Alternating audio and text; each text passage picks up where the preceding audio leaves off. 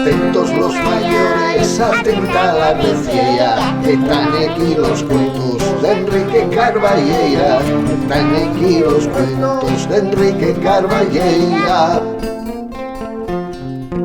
Cuentos de trazo suelto.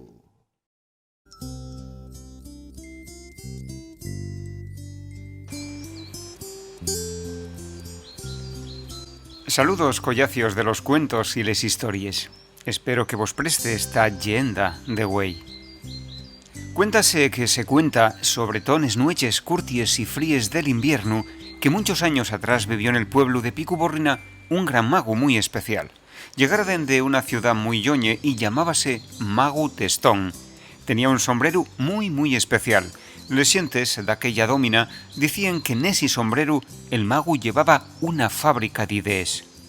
Todo el día estaba echando fumo pela chimenea, pero era un fumo bono, de color violeta, y non contaminaba. Aquel home descubrió milenta coses sobre el mundo y el tiempo. Un bon día que estaba aburriu, inventó los montes con vida. Yeren gigantes con huellos grandes y simpáticos. Decían que dentro guardábase el conocimiento y la inteligencia del mundo. Unos años después, cuando el mago marchó para el país del escaecimiento, los montes vivientes quedaron durmiendo y no volvieron a amosar aquellos huellos tan guapos. En Picuborrina todavía están esperando que un día de estos despierten. A ver, home, a ver.